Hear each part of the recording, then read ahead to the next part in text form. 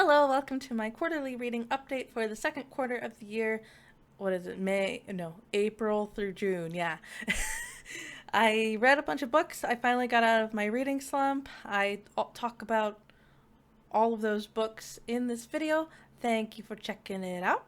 I do want to say I was very sleepy when I recorded this video. I streamed it. And I had a good time, but it's kind of a sillier video of mine. I mean, honestly, if you like it more, perhaps I'll just have to let this silly out more in normal videos. But just fair warning, I get a little silly. No spoilers or anything, you know. I stay on topic the whole time. I just feel like I'm in silly town Trips instead of like, hello, I'm Trips. I read lots of books. I need to tell you about them because I love them. Instead, I'm like, yeah, I read books. That's what it feels like. Anyway, enjoy. Hello, Blue Void. How are you doing? It's like a purpley blue void. I don't know. How you doing? The void holds all of the books. Okay, so yeah, I read several books over the period of like April to June, but from like January to March, I was really just in a slump. Like nothing I was reading really like made me want to read more. But I actually got out of it because I read this first book I'm going to talk about, and it was not a very it's not a very intelligent book, but it is a fun book. And it is called Several People Are Typing. There is a better cover, but I couldn't find a high quality version of that cover, so we're stuck with this kind of ugly one. So several people are typing by Calvin Kasulke. I think that's how you say his name. It's like, I don't know how to put this book. For a highbrow version or pitch for this book, this is like a mixed media sci-fi horror-ish story about a guy who gets stuck in his company's Slack messenger app. But for this is how I thought what the book was about. It's a book that reads like extended Slack conversations about this guy that got stuck in his company's like app, but it's not his entire being that's stuck in the app. It's like the Slack application. It's like just his consciousness, like his soul. So he enlists his fellow coworker to help him out, because his body is still on Earth, to help him out while trying to figure out how to get out of the application. There's a lot of company drama and further weirdness that goes on while this guy is stuck in Slack. Honestly, this book is stupid. It's silly. It's weird for the most part, with some conversations on existential dread that comes with working in this like capitalism world that we live in, and how technology is so interwoven in our everyday life. So like on one hand, I read this book in the span of 2 days, which indicates that I really liked it. But I also just think it was a really compulsive read because like it's 100% like Slack messages. So it's like you're scrolling through missed text logs on a Discord server. But in this case, it's like a fictional company's Slack logs. But at the end of the day, it was just really entertaining read that made me smile several times from just how dumb and clever it was at times. I think this book is what fixed my reading slump because I was able to read it so quickly. Woo! Also, I think this book is classified by horror in like how it's like advertised, but really it's just a humor book with some existential dread and slightly spooky concepts, like installing your company's messaging app on your phone. Ew.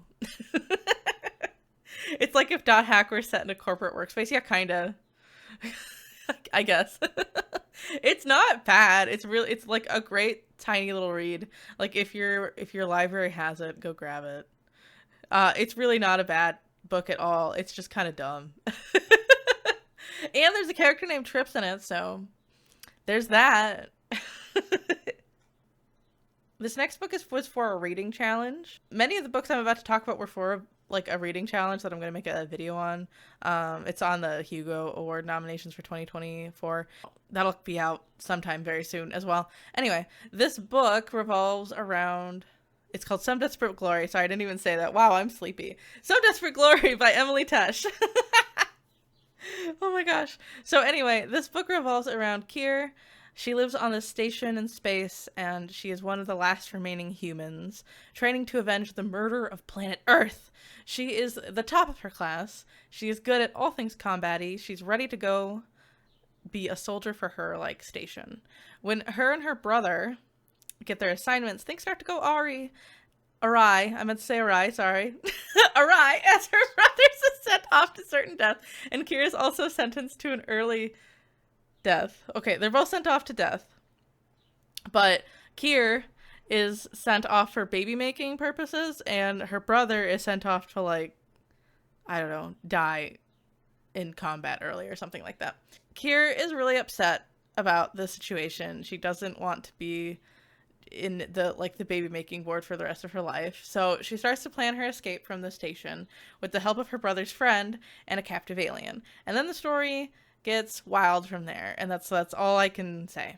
So it was a book. Before I talk about my opinion, though, I have to say this audiobook was absolutely amazing. Like, it was awesome. The audio narrator was Senna Breyer. She's a trans voice actress and is actually the voice for the new character introduced in Final Fantasy XIV's expansion Dawn Trail, releasing tomorrow as of this recording, or the early release is tomorrow as of this recording. So this was especially exciting for me to discover while reading this book. Senna does an amazing job with the story, with like how she, like, every voice that she gives every character, the pacing of her voice, everything is just so great. It's masterful, and it was a huge factor why I stuck with this book and didn't just give up on it, honestly. The book is kind of tough to talk about because on one hand, I want to give applause to the author for trying to write something that's very nuanced and complex. The story wanted to be nuanced and complex, I guess, but on the other hand, I have to just, like, not give any applause because I think the author took on too many concepts and should have just stuck to one or two of them, I think. At the core, this book is like a Huckleberry Finn type book where the MC is like, has a very sheltered view of the world, and it gets an eye-opening experience throughout the course of the book. But Kira is horrible. She's genuinely insufferable for the first, like, 50% of the book. More than just being an ignorant product of her upbringing, Valkyr, if her full name is Valkyr, is a huge bully and is genuinely mean to, like, almost everyone she speaks with. She dabbles in homophobia and racism in the beginning as well, and she needed a really big arc showing her, like, reconciling with herself, at, like, realizing that she was terrible, but she just doesn't, because the playing field changes so quickly and so often in the second half of the book. So a lot of the action was quite interesting, but ultimately at the end I felt like the characters needed more on-page growth rather than split decisions to do the right thing. So great audiobook, honestly. Like, but it has a lot of problems, so I really can't wholeheartedly recommend it. But I read it. I read it. Okay, so somehow I wasn't in another reading slump despite not reading, like, a ton of awesome books. But so the next book I have to talk about is This Spells Love by Kate Robb. So I own this book, like, I was gifted it, so I eventually decided to read it. And that was in April or May, I don't remember. This book, oh boy. So it's a contemporary romance with, like, some magic on the side. It is called This Spells Love. Gemma is a straight-laced, always does everything that ensures stability 28-year-old that is dumped by her boring fiancé. And she decides to cope by going to her aunt's house to get drunk on margarita mix with her sister, aunt, and best friend that she is totally in love with but doesn't want to admit, Dax. After getting smashed, Gemma decides to perform a love-cleansing spell to erase her fiancé from her memory. So they all do this, and wow, it works! But instead of just the memory going away, Gemma's life is like 100% different. She lives in a different house, has a different job, and the worst part is that her best friend forever, Dax, does not know who she is. Can Gemma convince Dax to kiss her on the next full moon to reverse the spell, even though she comes off very convincingly as a stalker to Dax? Will she admit that she was in love with him the whole time? All things will be answered in this Gilmore Girls-y, quirky, contemporary romance novel. Unfortunately, I am not the audience for this book, and I probably shouldn't have read it, but I literally own it, so here we are. The premises of the story is fun and cute. It reminded me of the rom-coms I liked growing up.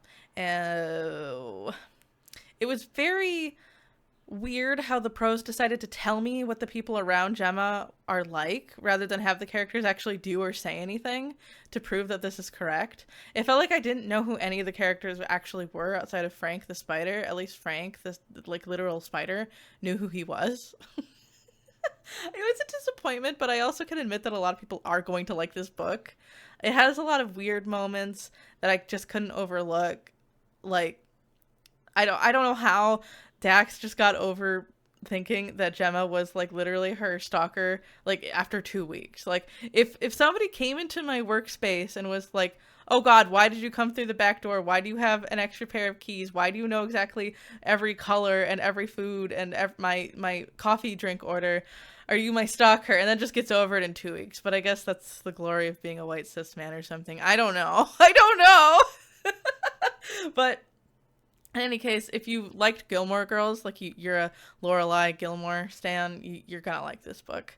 It wasn't for me. Not that I hate Gilmore Girls or anything. I just hate this book. It sounds like a freaking romp, my guy. It kind of was, but it wasn't really written that fun.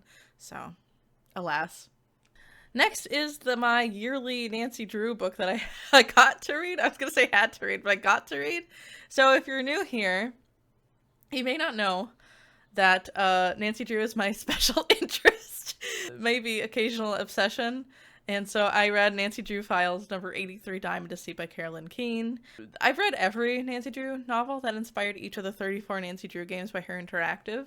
And since the 34th came out, the 34th game came out this May, I obviously had to read the book the developers took loose inspiration from. And that was this book, where you can see this girl she's heckin' dead on the cover. So the Nancy Drew Files was more of like this adult, mature spin-off of Nancy Drew that came out in the mid-'80s to late 90s. These novels were more adventurous and dangerous than the mainline Nancy Drew books. There are more serious mysteries afoot, or at least more serious plot devices. Nancy, okay, yeah. So Nancy goes to Carmel, California after her friend Bess visits there with her parents and then doesn't come back. She calls up Nancy and she's like, "Hey, I'm not coming home. Do you want to visit though?" So she does, with Bess's cousin George. No questions asked. She was like on an airplane the very next day. After that, Nancy finds herself investigating missing jewels that belong to a former movie star, and in doing so, ends up finding the movie star herself at the bottom of a flight of stairs, dead. The ante is upped as Nancy continues to try to figure out not only who stole the gems, but who wanted to kill that movie star over it. And that's it. Hello, Angel. How's it going? Hello.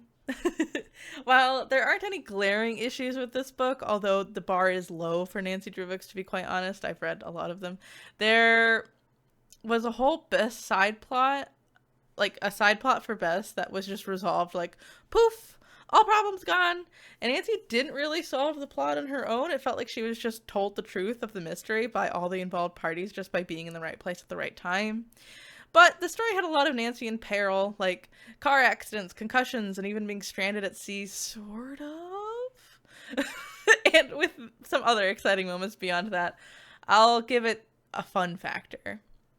It has the pizzazz. But so it's not the worst Nancy Drew book I've ever read, but it's far from the best. Not that any of them are like masterpieces, but this one was at least fun. I will always talk about Nancy Drew occasionally, and even though I can be a little harsh on it, it's just because I love the series so much, and I recognize that it's not very good, but that's okay. The next book I read was also a Hugo Award nomination for the year 2024. This is called Translation State by Leckie, as you can see, if you're looking. If you're not, that's cool. This is also so this book is part of a sprawling world that has like several books already written in like, there's like a trilogy or something already written in this like world that the plot is put in. Sorry, very eepy. Words are coming to my head at slow rates. So the world is called the Imperial Roddick series, I guess. Roddick, I think is how you pronounce it. But I haven't read any of those. I started here. Yeah, I was okay. It was totally fine. But it's honestly just felt like I was reading any other sci-fi standalone with its own world. So you can read this book too, I think, without reading the rest of them. The book flips between 3 point of views for the entire book. There's Na, someone who has suddenly become a diplomat and is trying to find a fugitive who has been missing for 200 years. We have Reet, an adopted mechanic who has never felt like he fits in anywhere he goes in life. And Kven, this person, being thing that was created to be a translator. It is a book that firmly feels like a space mystery, while also mostly about finding where you belong in the world, and also has a lot of conversations on what it means to be a human, or considered a human. This would be a hard book to recommend to everyone, but I found myself really liking it. This is a very weird comparison, but it kind of felt like I was reading 12 Angry Men with Akira levels of body horror. That's actually pretty much what it is. I found it fascinating. The other comparison, I guess, is like it's just a very weird episode of Star Trek, I guess. I don't yeah, so this probably shouldn't have been my first foray into the Imperial Erotic series, but I'm not mad that it was. I found the world to be quite interesting, and its approach to a non-gendered universe. Like, gender is not really a thing in this world. It was pretty refreshing. That being said, this book is about 80% dialogue, so if you're not a fan of books where they kind of just talk a lot of the time, then this probably isn't for you. For me, I found it intriguing and thoughtful, and I thought that Leckie's writing was good. Like, it was really engaging. The dialogue was, I don't know, I liked it the whole time, so. Yeah, I liked the book, but I would not recommend this to everyone. If you like books where people just talk, though. Like, I seem to. So long as the dialogue is good enough, it doesn't bother me. Next, I read A Magical Girl Retires by Pak Seolyeon. This is a novella.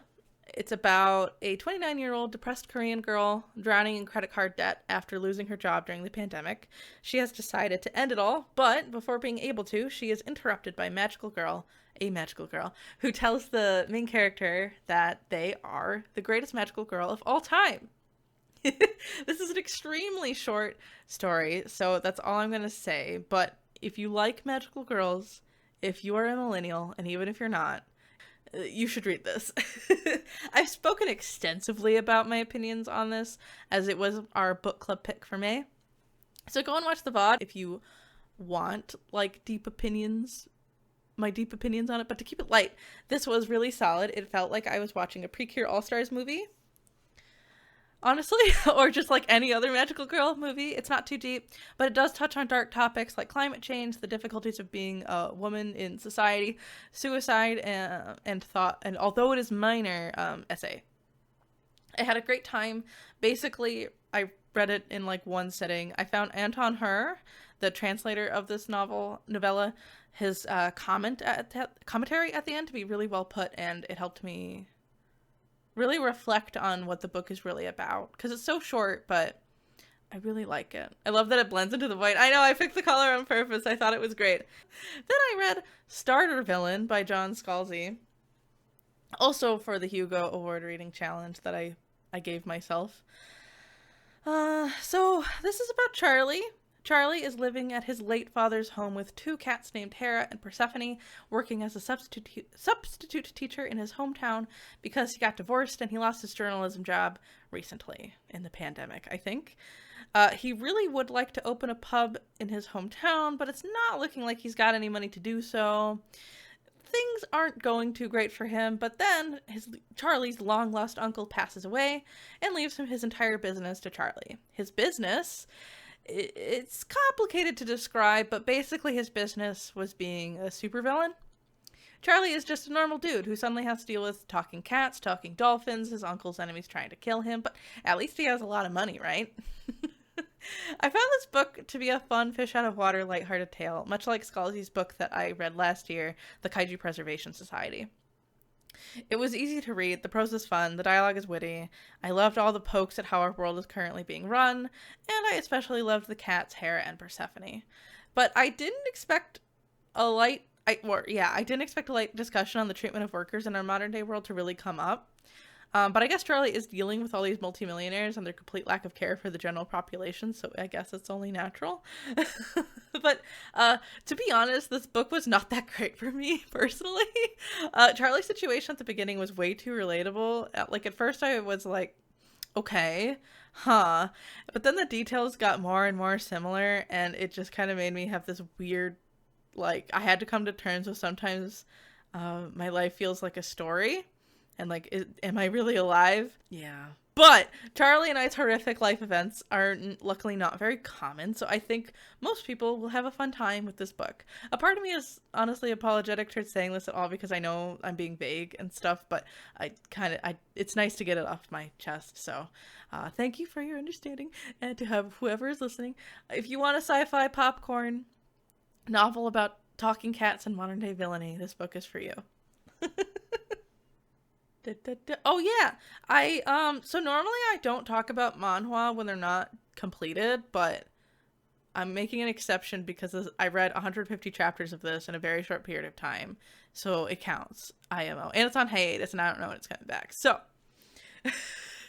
I might as well talk about it. So I hate this up. This manhwa is similar to a lot of villainous isekai otome game stories. Honestly, the main character is playing this otome game, and then she finds herself teleported to the otome game that she was playing, the world of that otome game, as the villainess. And the villainess is actually a playable character in that game, so she was playing it, and it's like this super hard mode as the villainess, where she just like dies left and right. Also, the villainess's name is Penelope. I'll say Penelope going forward, probably. Maybe. So the thing with Penelope is that she can see her love interests, their favorability percentages, like above their heads, which helps her navigate the dangerous world that she's been dropped into. There are a few more fresh factors here, like the main character and Penelope, even though they're like the same person, they are different people too, because isekai into another person's body, you know how it goes. They actually have very similar backgrounds, so a lot of the main character's actions are more so her standing up for herself and Penelope in these new situations when she couldn't like stand up for herself in her real life that she experienced on Earth. And there are a few other twists and turns that I found juicy and fun that I don't really want to reveal if you're interested in giving this manhwa a try. The art is also beautiful. Penelope's hair often looks like pretty shiny ribbons, and even the side characters are just like really wonderfully depicted. It covers I really like that this series like doesn't give things easily to Penelope. Like, she really has to try, but she's still kind of dumb. So when things don't work out for her, she doesn't realize that she's the reason why things don't work out. But sometimes the game is just rude to her, and I really wonder how like the story is going to shake out, because the series isn't over yet, but I can tell you it's probably I think it's heading into its last arc. So if you like this kind of manhwa concept, I definitely recommend you try it at least. I'm not saying this is the best thing ever. It's really just juicy drama, and it kept me heartily entertained. It's a candy read, but it's a tasty candy read. It's beautiful too. So I can't not recommend Villains Are Destined to Die, but I wouldn't recommend it to everyone. And then I actually just talked about this. The Princess and the Grilled Cheese Sandwich by Deya Muniz. So this is a cute and relatively short graphic novel about finding love, making grilled cheese, and that's like it kind of, except it's not really about that. Anyway, Lady Camembert wants to live on her own terms without marrying a man, but the law of the land is that a woman cannot inherit an estate. So when her father passes away, she disguises herself as a man. She moves to the capital and starts her life over. But it's hard to keep a low profile when Lady Camembert notices Princess Brie, a fierce activist princess fashionista. The two become fast friends, but how will Lady Camembert keep her secret as the two grow closer? So this was the June selection for the Star Select Book Club, so I've already spoken extensively on this. But in short, like, my lighthearted opinion of this is that it is the perfect graphic novel to read on a sunny day at the park. I read this in one sitting, and it was like a perfectly fine way to spend an hour or two. The story is cute and did kind of pull at my heartstrings at times. The art is great. The art is expressive, fun, sometimes beautiful. The character designs are all extremely distinct, like each character has their own color assigned to them. They're all drawn in a little bit of a unique way to each like person in the book. The art is great. I could praise the art for days, but the story is a little lacking, even for something that's a young adult, like younger demographic graphic novel. Yeah, more than anything, there were not any cheese puns. There were not, or there was like one. There just were not any cheese puns. The cheese didn't matter that much. They're holding grilled cheese sandwiches on this cover right here, but like that's like they make grilled cheese like once. The main like conflicts have to do over grilled cheese, but it's really not about the grilled cheese. Or I just kind of wanted more people to be just involved in cheese. It was actually about fashion, which is okay. I just wish it was more upfront about that. So honestly, it's really not bad. Like, I had a good time. Like, it's like a simple thing, but if I look at this objectively, it's actually not super well written. It's not a very well put together story, but it's also not terrible. If you don't read a lot of graphic novels, but you are a big fan of Jane Austen and you like a cutesy sapphic romance, you should definitely give this a try.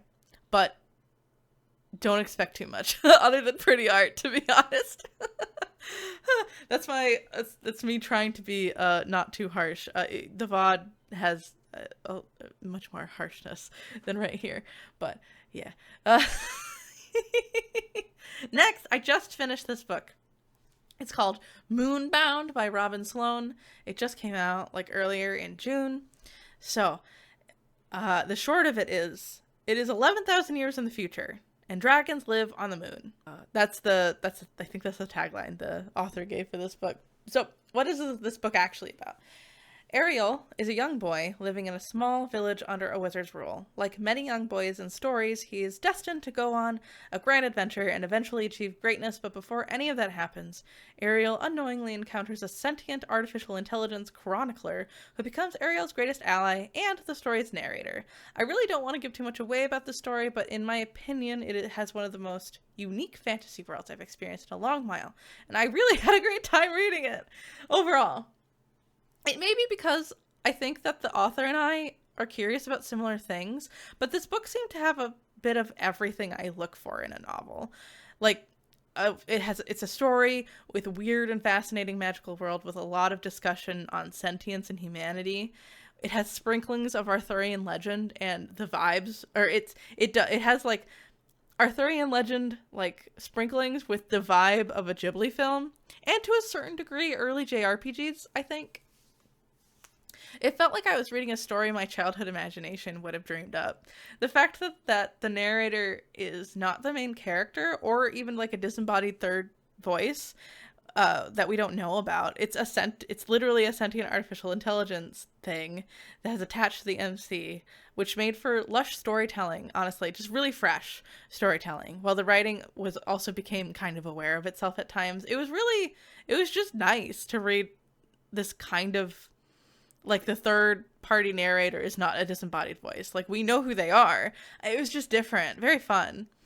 Moonbound, it feels like a bedtime story, but told through more adult language. I found the world building incredibly interesting. I always wanted to know more about every facet of the strange future Earth has evolved into, like with every chapter. And although I found the story to be a bit plodding in the middle sections, I overall think it was a great success. Definitely give this one a try if you're looking for a fantasy that will feel fresh and wild, yet comforting and nostalgic at the same time. Like, it has like never-ending story vibes, but with like the Magitech from Final Fantasy as well kind of vibes. Like, if you mash those together, like, it really has like one of the big inspirations I saw for Sloan was Ursula K. Le Guin and Nausicaa, Valley of the Wind, and you can really tell. It's great. I think the plan is for this book to become a series, and maybe not. I don't think that will follow Ariel's POV again. Maybe we will, but even if we don't, like, this world is so cool. I don't want to give anything away. It's just so cool. Go read it yourself, please. So the last book I have to talk about, and unfortunately it's not the least, but it's also not the best, is The Saint of Bright Doors by Vajra Chandrasekera. So I read this book. What is it about? I just finished this book yesterday. Okay. It's about Feder. He is a dude living in a city after leaving his traumatic childhood behind. Yeah. So you see, Feder has been tasked with by his mother with a heavy quest to murder his father. But his father isn't just like a deadbeat dad or something. He's like a sainted guy that everyone knows who he is and actually has powers that make it harder to kill him. You can't just like walk up to him and stab him. So understandably, but yeah, regardless of that, understandably, Feder doesn't really want to kill anyone. And so he has joined a group therapy group thing to talk about this because trauma. But it turns out that the group therapy is actually just a front for a revolutionary group. And also there are doors that seem to be portals, but no one can really access them. Not really, anyway. I think that's all I can really say before I get into spoiler territory. This was a very ambitious book with a very interesting storytelling and prose style that just didn't really work out for me. There were times throughout the story I felt really intrigued in where the plot was going, but ultimately I became frustrated with Feder just kind of doing whatever and coasting through a lot of the scenes in the book. I'm sure there's a point to be made with how Feder was acting, but unfortunately on my end I just got annoyed with it rather than thinking it was thoughtful or anything like that. So I'm sure there was nuance I missed, as it seemed to be making political statements, but I really couldn't glean much from this book. Thank you for watching all the way to the end. Hello. Yeah, so that's it for now as far as books go. Book club is still happening. As of this recording, we are currently reading Dragon Fruit by Mikia Lucier, and for the manga club, we're just now starting Land of the Lustrous by artists that I can't think of. I'm sorry, I'll put it in the text. Yeah, so the next video that I'm working on is not a novel video, but it is a novel video, as in a visual novel video. I've been working on it for a while. I had a fun idea for it, but it's not really working out, and I kind of just want to talk about this visual novel, so we'll see what I can do. This entire like video making thing is a huge learning process. I think anybody that makes videos on YouTube says that, but I'm really trying to get better. There's a lot of cool things that I'd love to like do, but it's all a matter of like gaining the skills necessary to do so. So thanks for watching me as I learn and get better at the video making thing. Thanks for joining me on this journey. I hope you liked this video. Like and subscribe if you wanna, and I hope to see you for the next quarterly update, if not just my next visual novel review. Bye!